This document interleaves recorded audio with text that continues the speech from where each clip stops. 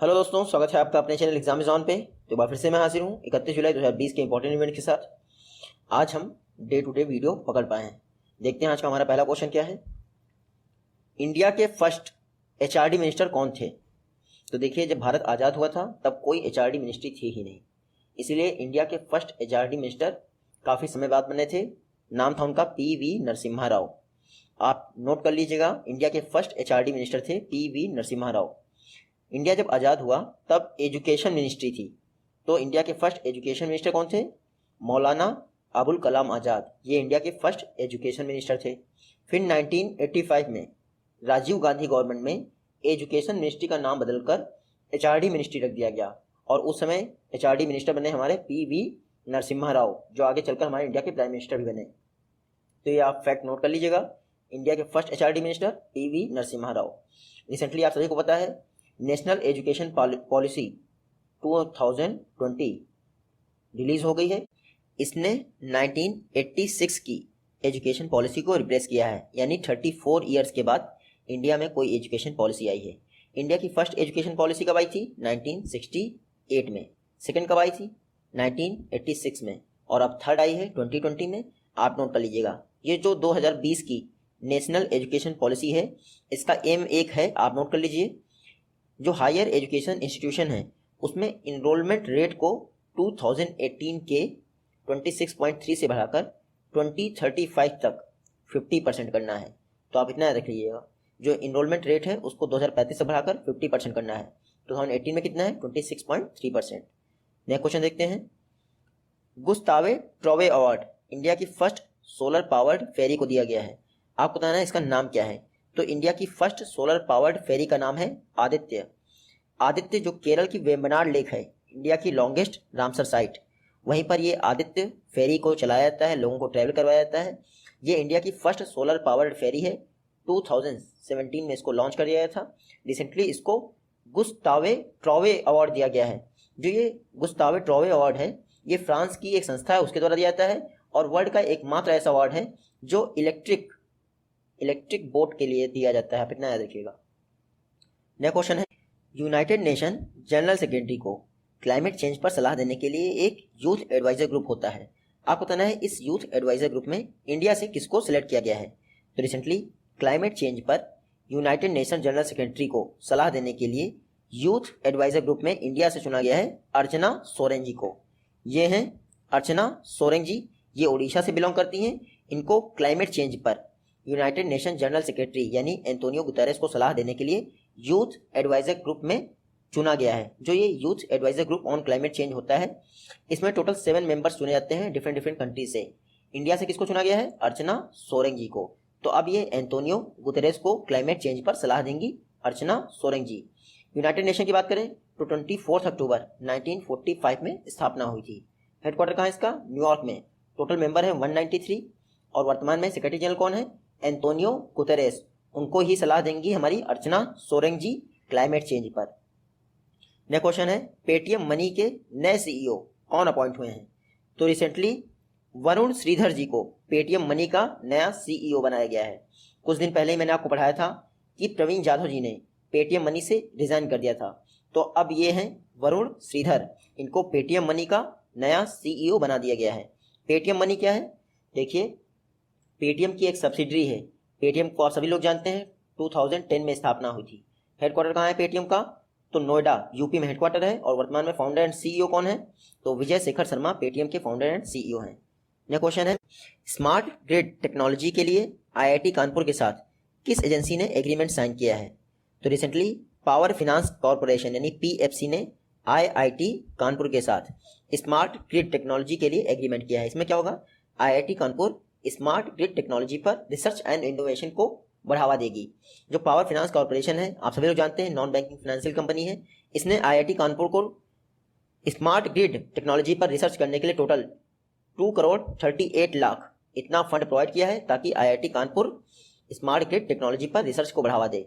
तो आप देखिएगा, पावर फाइनेंस कॉर्पोरेशन ने स्मार्ट ग्रिड टेक्नोलॉजी पर रिसर्च के लिए आईआईटी कानपुर के साथ एग्रीमेंट किया है, और 2.38 यानी 2,38,00,000 रुपए दिए गए हैं पावर फाइनेंस कॉर्पोरेशन द्वारा।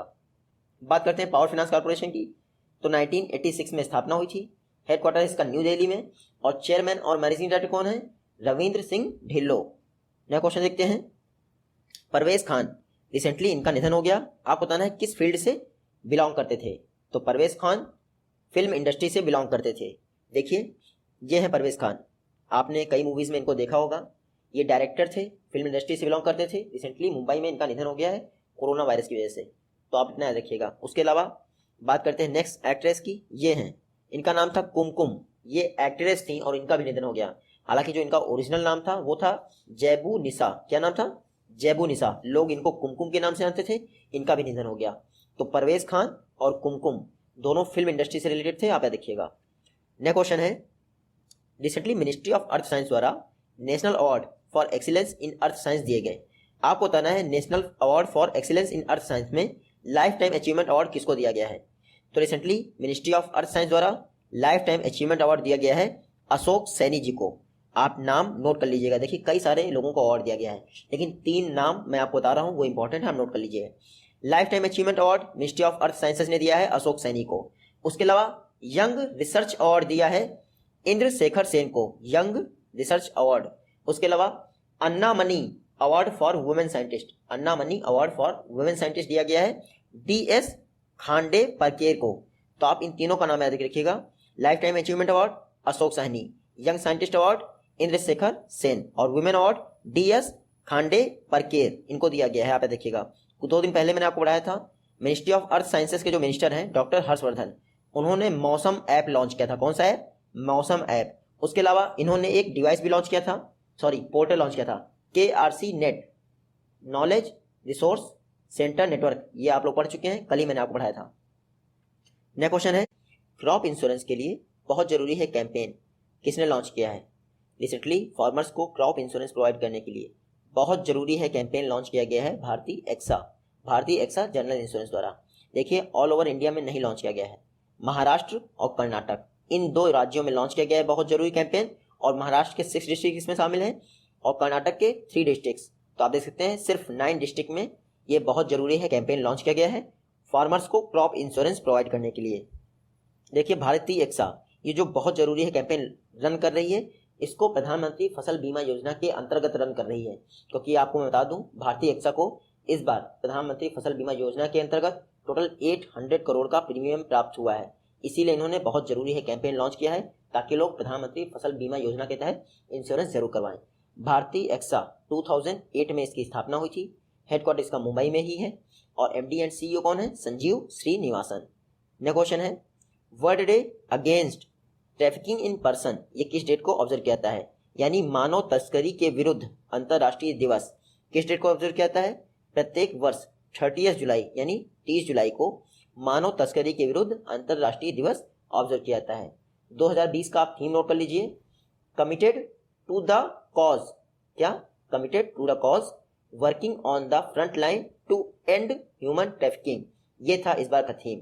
देखिए 2014 से प्रत्येक years United nation general assembly यानी यूनाइटेड नेशन द्वारा मानव तस्करी को रोकने के लिए 30 जुलाई को मानव तस्करी के विरुद्ध इंटरनेशनल डे मनाया जा रहा है।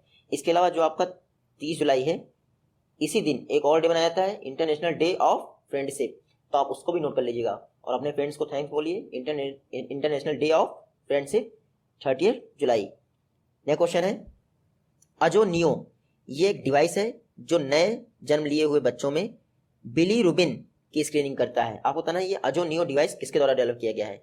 तो रिसेंटली SNBN CBS यानी Satyendra Nath Bose national centre for basic science, इन्होंने अजोनियो नाम का एक डिवाइस डेवलप किया है।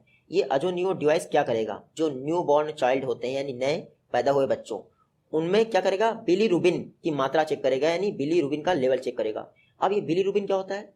जो नए पैदा हुए बच्चे होते हैं उनमें कई बार जो रेड ब्लड सेल्स होती हैं वो मर जाती हैं और उनके मरने के बाद ही बिलीरुबिन बनता है। तो अगर ज़्यादा मर रही होंगी तो उनकी जान जा सकती है बच्चों की। इसीलिए जो न्यू बॉर्न बेबीज होते हैं उनमें 28 डेज तक बिलीरुबिन की मात्रा चेक की जाती है। इसके लिए अजोनियो डिवाइस डेवलप किया गया है Satyendra Nath Bose national centre for basic science, और ये कहाँ है? कोलकाता में है। आप इतना देखिएगा, department of science and technology के तहत कार्य करता है। नेक्स्ट क्वेश्चन है GEF यानी ग्लोबल इन्वायरमेंट फैसिलिटी, इसके द्वारा इंडिया के कितने स्टेट्स को ग्रीन एजी प्रोजेक्ट के लिए फंडिंग प्रोवाइड की गई है? तो GEF इन्होंने इंडिया के 5 स्टेट्स को ग्रीन एजी प्रोजेक्ट के लिए फंडिंग प्रोवाइड की है। तो टोटल 5 स्टेट को प्रोवाइड की है फंडिंग। इसमें से मिजोरम इंडिया का पहला स्टेट बन गया है जिसने ग्रीन एजी प्रोजेक्ट को इम्प्लीमेंट भी कर दिया है। इसके अलावा 4 स्टेट और हैं जैसे MP, ओडिशा, राजस्थान और उत्तराखंड, लेकिन इन्होंने अभी ग्रीन एजी यानी ग्रीन एग्रीकल्चर प्रोजेक्ट को इम्प्लीमेंट नहीं किया है। सिर्फ मिजोरम इंडिया का फर्स्ट स्टेट बन गया है जिसने ग्रीन एजी प्रोजेक्ट को इम्प्लीमेंट कर दिया है, और ये ग्रीन एजी प्रोजेक्ट GEF का इनिशिएटिव है यानी ग्लोबल इन्वायरमेंट फैसिलिटी का। बात करते हैं ग्लोबल इन्वायरमेंट फैसिलिटी की, तो 1992 में जो रियो अर्थ समिट हुआ था उसके तहत ग्लोबल इन्वायरमेंट फैसिलिटी की स्थापना हुई थी, आप इतना याद रखिएगा। उसके अलावा अगर बात करें मिजोरम की तो कैपिटल ऐजावल है, और मिजोरम में ही अभी जोराम मेगा फूड पार्क स्थापित किया गया है। जोराम मेगा फूड पार्क स्थापित किया गया है हरसिमरत कौर बादल द्वारा, जो हमारे minister of food processing and industry हैं। देखिए मिजोरम के CM कौन है? जोरामथांगा, और गवर्नर कौन है? PS श्रीधरन। तो इसीलिए Joram mega food park Mizoram में स्थापित किया गया है। नेक्स्ट क्वेश्चन है इक्रा लिमिटेड के नए MD एंड CEO कौन अपॉइंट हुए हैं? तो इक्रा लिमिटेड के नए MD एंड CEO बन गए हैं N शिवरमन। ये हैं N शिवरमन, और ये इक्रा लिमिटेड के नए MD एंड CEO बन गए हैं। इन्होंने किसको रिप्लेस किया है? तो हरेश ठक्कर जी को रिप्लेस किया, और अब N शिवरामन इक्रा लिमिटेड के नए MD एंड CEO बन गए हैं। इक्रा की बात करें तो ये मूडीज की एक सब्सिडरी है। फुल फॉर्म क्या है? Investment information and credit rating agency. 1991 में स्थापना हुई थी। हेडक्वार्टर इसका कहाँ है? गुरुग्राम हरियाणा में इसका हेडक्वार्टर है।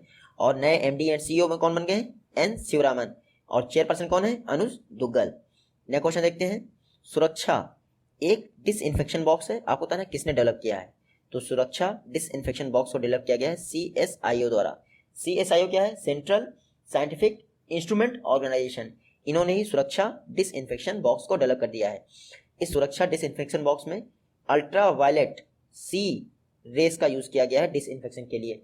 कोविड-19 से अगर आप 10 से 15 मिनट में आपको किसी भी कमरे का डिसइंफेक्शन प्रोवाइड करेगा सुरक्षा डिसइंफेक्शन बॉक्स। इसको CSIO ने डेवलप किया। CSIO को फुल फॉर्म मैंने बता दिया, सेंट्रल साइंटिफिक इंस्ट्रूमेंट ऑर्गेनाइजेशन। 1959 में स्थापना हुई थी CSIO की। हेडक्वार्टर इसका चंडीगढ़ में है, हालांकि पहले दिल्ली में था। और वर्तमान में डायरेक्टर कौन है CSIO के? तो रविंद्र कुमार सिन्हा CSIO के डायरेक्टर हैं। नेक्स्ट क्वेश्चन है पडी भव जलालू। ये जो है एक तेलुगु वर्जन है 10 आइडियोलॉजीज बुक का। आपको पता है किसने अनवील्ड किया? तो रिसेंटली 10 आइडियोलॉजीज बुक के तेलुगु वर्जन यानी पदी भव जलालू को रिवील्ड किया है M वेंकैया नायडू जी ने। M वेंकैया नायडू जी हमारे वाइस प्रेसिडेंट हैं। इन्होंने पदी भव जलालू बुक को रिवील कर दिया है, जो कि 10 आइडियोलॉजीज बुक का एक तेलुगु वर्जन है। इसका ट्रांसलेशन किसने किया है? कल्लूरी भास्करन ने ट्रांसलेशन किया है। लेकिन जो 10 आइडियोलॉजीज बुक है उसके रियल राइटर कौन है? S जयपाल रेड्डी। आप उनका नाम जरूर याद रखिएगा, S Jaipal Reddy original writer है 10 आइडियोलॉजीज बुक के।